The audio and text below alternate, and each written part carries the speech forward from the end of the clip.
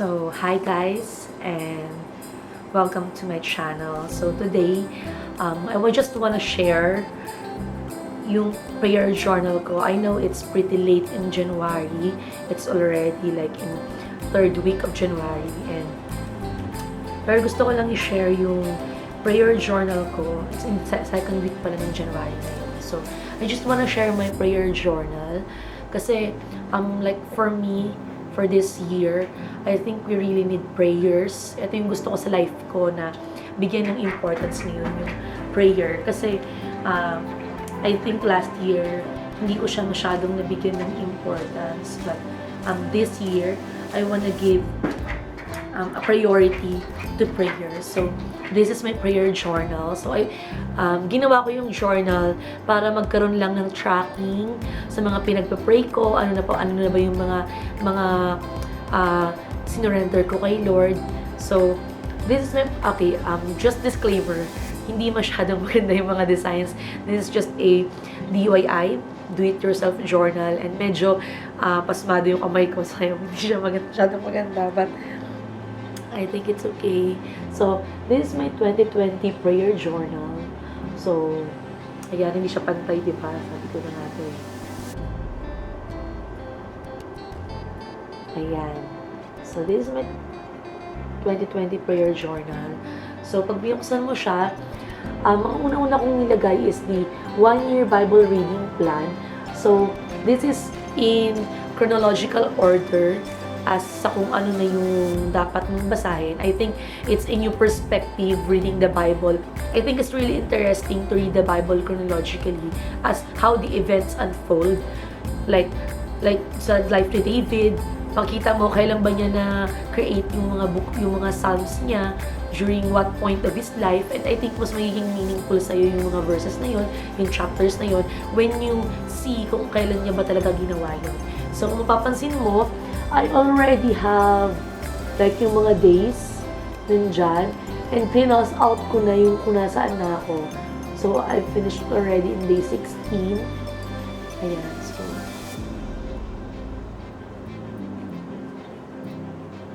ayan. So, crossed out na siya. Cross out ko lang siya. So, this is until day 365. So, until 365 yan. And then, ngayon, after that is nilagyan ko siya ng Bible verses for when. Come on.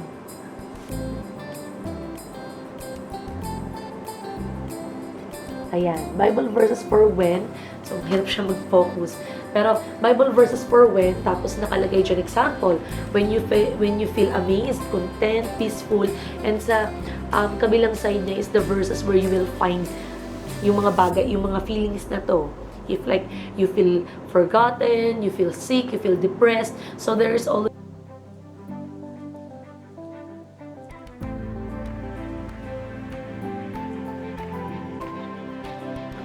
So, the battery just died. So, as I was saying, after yung Bible reading plan ko, gumawa ako ng Bible verses for when. So, yung mga feelings na pwedeng nating maramdaman, tinapatan ko siya ng mga Bible verses kung saan mo siya makikita. Alam mo, there's always a word for every situation, every feeling that we are feeling. Meron laging words si Lord para sa mga bagay na yun. So, I just wanna be reminded of that. Tsaka yan, nilagay ko dyan sa pinakadulo is, call to me. Ayan.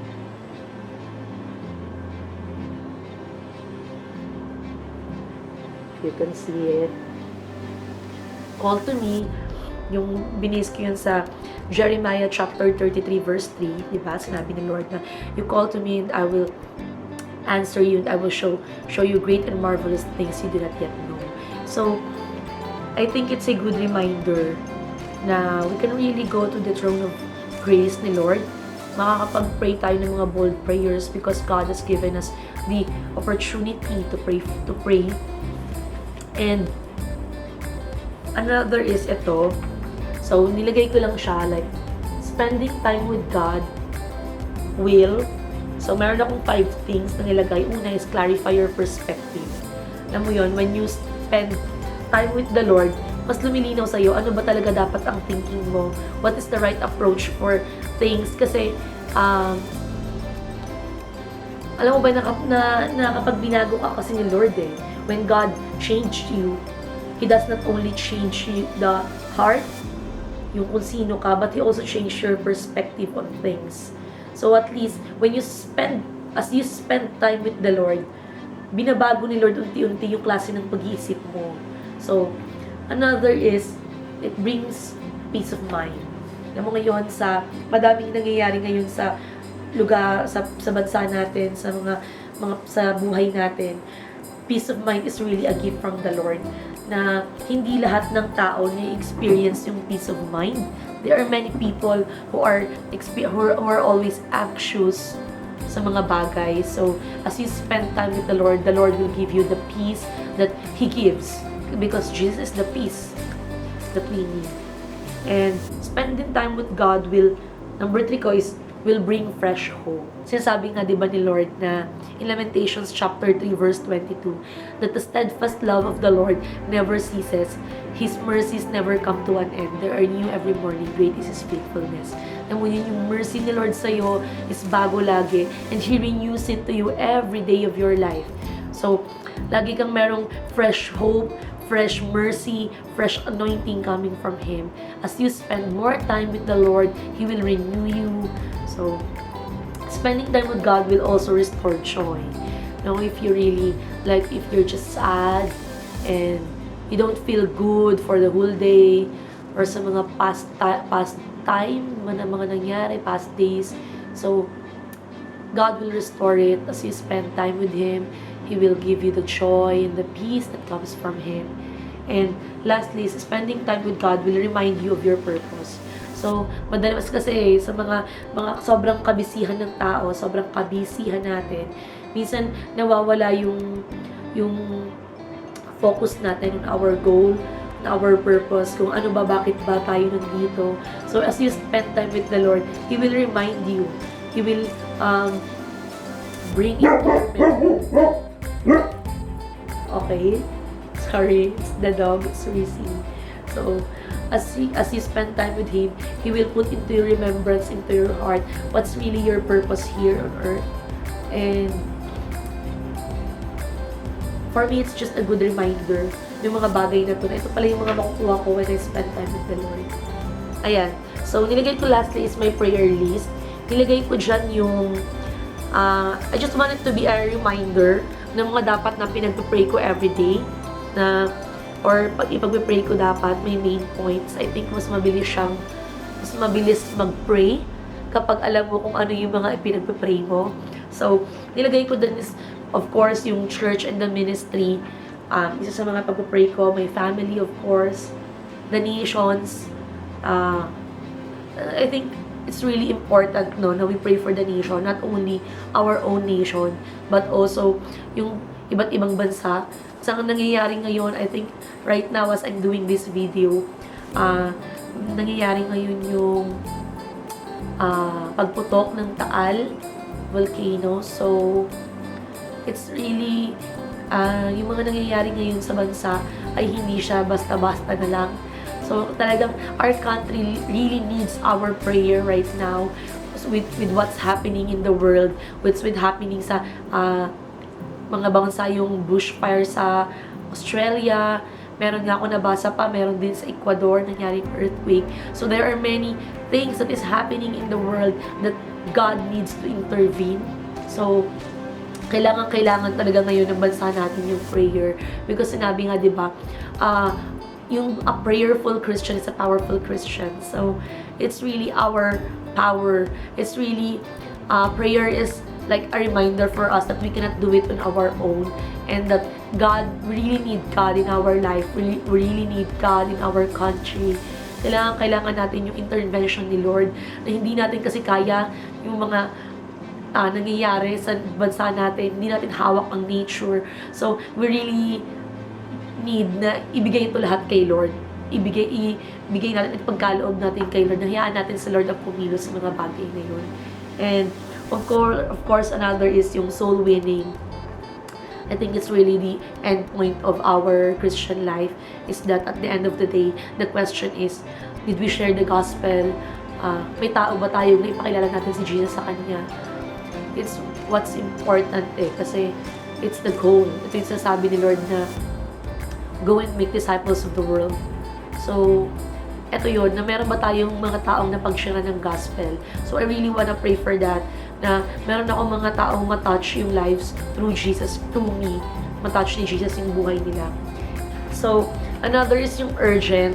So, ito yung mga, dito mag-fall yung mga bagay na kailangan ng immediate prayers. Minsan, di ba, may mga nangyayari sa life natin na it's very sudden and we need immediate prayers for that, na kailangan natin siyang ipag-pray. So, dito siya mag-fall. And yung last is others. So, lahat ng wala dun sa list ko, dun mo siya mag-fall. Yung mga sudden prayer request ng mga bata, ng mga youth, as they text me. So, yun. So, ganito yung magiging itsura niya everyday. Hopefully, makita niyo siya. Ayan. So, nakalagay dyan, today is, so ilalagay ko yung date, and then, verse of the day. So, papasok sa verse of the day, like, what is the revelation of the Lord for today? Ano yung, what God is saying to me today, sa anong verse yung binibigay sa akin ni Lord today. And, sa gilid is yung reflection, of course, ano yung sinasabi ni Lord sa akin, sa verse na yun. So, dito siya papasok sa reflection. And then, of course, the gratitude. We always don't forget to give thanks to the Lord. Nasabi ko nga, every day there is something to be thankful for the Lord. Meron mga ginagawa sa Lord every day in our lives that we can be thankful for. Even the smallest thing, I wanna list it down so I would not forget, and it makes me thankful and humble before the Lord that really God is really doing something in my life, no matter how small it is. God is really into details. God is really into the smallest thing in my life. So gusto kong maging reminder yon na I'm blessed and thankful for the Lord. And another is yung answered prayers. Of course, as we pray, we are always believing that God will answer our prayers, diba? Kasi kung we are just praying and hindi ka naniniwala that God will answer your prayer, it will be utter nonsense, diba? Parang, why are you still praying if you don't believe that God will grant it to you? Diba? So meron syempre tayong mga answered prayers that we know God answers prayers. He gives it as He sees na dapat nang ibigay sa atin. So, we really just need to be patient when it comes to our prayers because, sabi nga, diba, our prayers, may mga sagot yan. It's either yes, no, or wait. So, we really need to be patient. If God is not yet giving it to you, maybe it's not yet the season in your life that you need it. Remember that God knows you best. He knows what you really need best. So, you really need to put your trust in the Lord. And the last is prayers. So, dito na mag-fall down. What am I praying for today? Ano ba yung mga pinagpipray ko for today? And I think ganito siya mangyayari every day. So, fill up ko na lang siya as I go on. So, I think this is really a good reminder na I really need to pray for this year and that I really need to give it all to God. I need to let go of things and let God handle those things. And I think at the end of the year, at the end of this 2020, as I remember, diba, may babalikan ako and kung makita na, uy, sinagot pala ni Lord yung ganitong prayer ko, uy, pinag-pray ko pala si ganito. So, it's not just for me, it's also a good reminder na may mga ginawa si Lord sa buhay mo for the whole 2020. You cannot say that the Lord na natulog si Lord sa'yo during your 2020, but it's a good reminder that really God has moved in your life. And as I was saying, it's a reminder then for me that 2020 is my year of prayer. I really need to pray, to focus on things na hayaan ko si Lord yung kumilos sa buhay ko. I really need to let go and let God handle certain all things.